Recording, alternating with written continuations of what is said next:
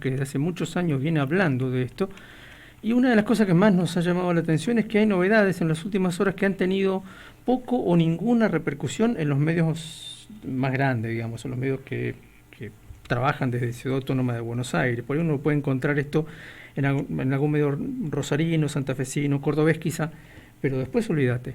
Estamos hablando del pedido que hizo el juez federal Julián Ercolini, donde cita declaración indagatoria a 26 ex directivos de Vicentín y también de Banco Nación, donde hay nombres de mucho peso, obviamente. Carlos, ¿cómo le va? Muy buenas tardes. Aquí Alicia Rivas y Miguel Riquelme. ¿Cómo les va? Un gustazo, gracias por llamar. Bueno, ¿qué le parece esta medida del juez Ercolini, que además habría sido solicitada por el fiscal Gerardo Polillita, en una causa que parecía dormida y cuasi olvidada? Claro, la primera idea que hay que compartir con la gente es que esto es una noticia vieja, porque esto parte de una resolución judicial que sacó el fiscal Polillita el 8 de julio del 2020, 8 de julio de 2020.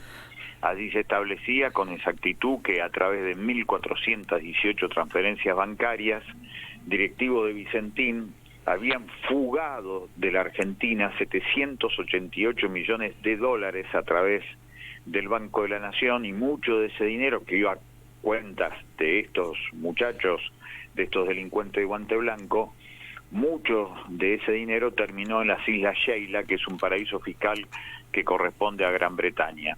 Esto ya estaba establecido, insisto, desde el 8 de julio de 2020, nosotros lo denunciamos en la legislatura de la provincia de Santa Fe, en julio también del 2020, o sea que esta es una noticia vieja.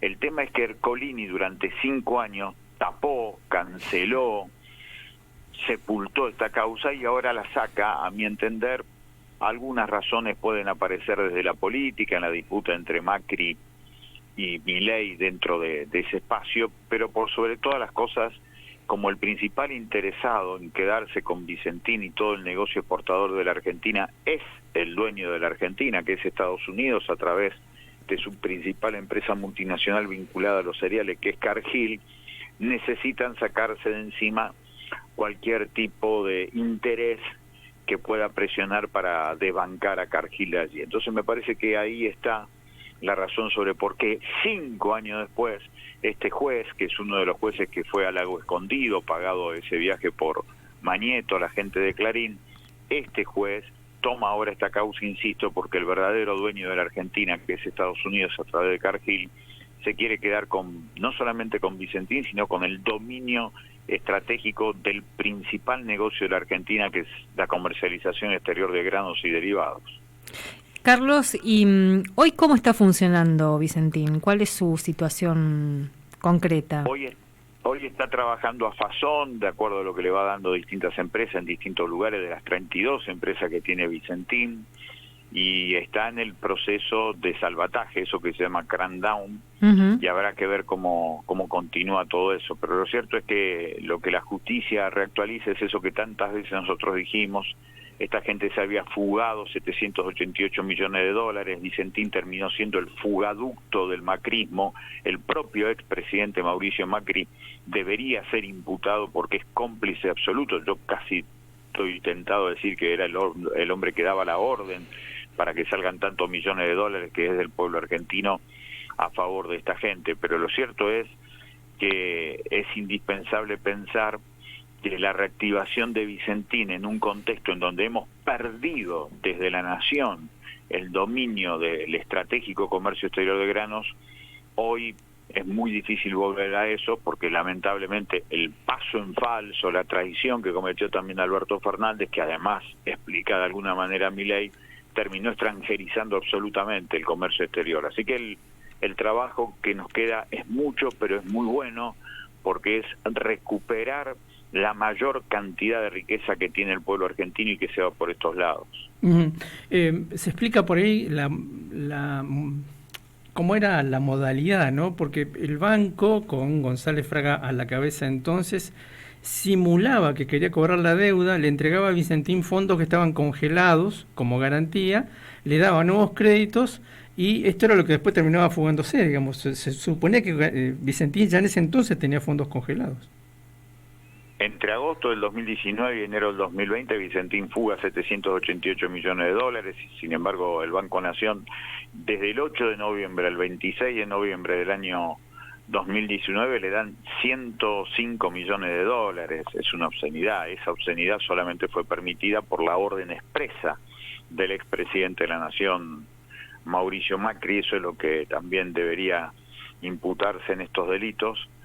Pero ahora veremos hasta dónde se quiere profundizar. Insisto, lo que creo que está detrás es el interés del verdadero dueño de la Argentina, que es Estados Unidos, a través de Cargill, y por eso quizás tengamos la rareza de que algún funcionario de alta línea, socio de estos delincuentes de guante blanco, termine preso.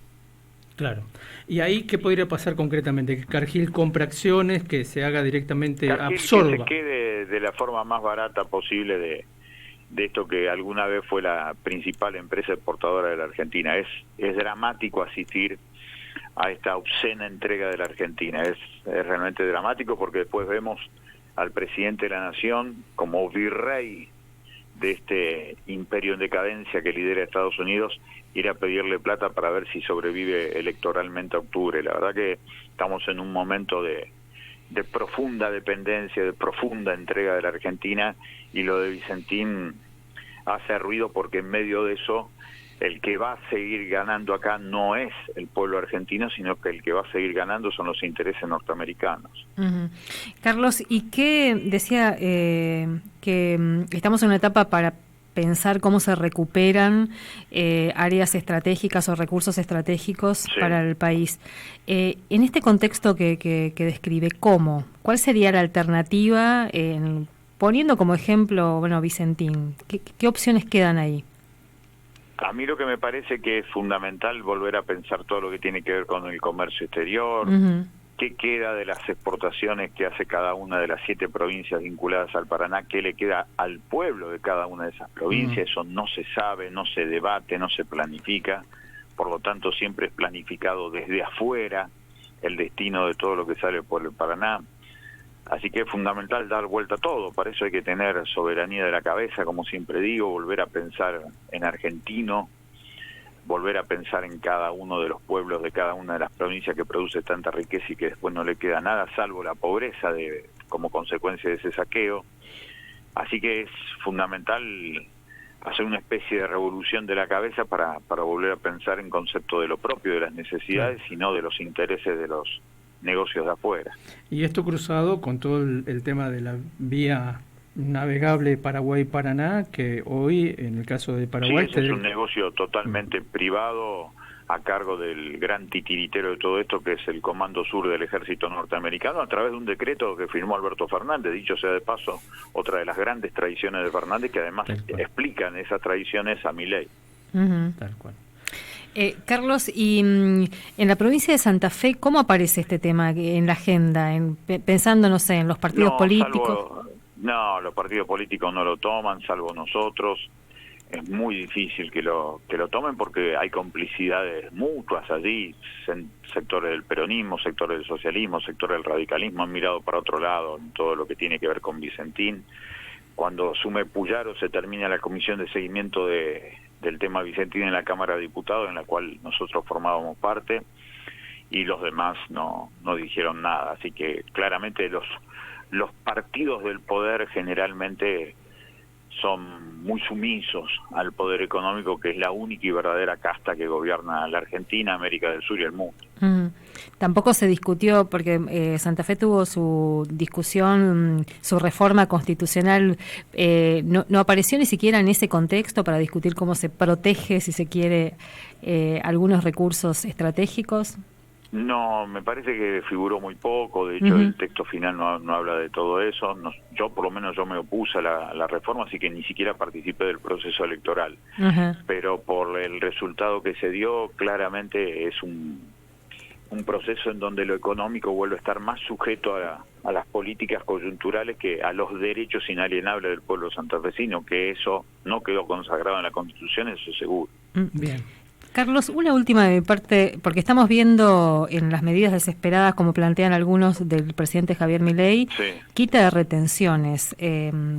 ¿Cómo se mira desde una provincia como la de Santa Fe? Claro, hasta el 31 de octubre, ¿no? Sí, esto. No, da la sensación que es simplemente una especie de mensaje para ver si lo pueden votar el 26 de octubre, parece muy circunstancial, y porque además tampoco se discute en profundidad si se quitan las retenciones de qué va a vivir el Estado, y ahí de nuevo va a aparecer papá Estados Unidos, lo cual es aborrecible, pero lo cierto es que discutir en serio es eso, discutir que somos una colonia, por eso no se le quiere cobrar retenciones a los exportadores, es muy triste el panorama hoy de la Argentina, por eso hay que rebelarse desde la cabeza y empezar a exigir que la dirigencia empiece a pensar de adentro hacia afuera, no que se subordine a los de afuera para después destruir todo lo que hay adentro.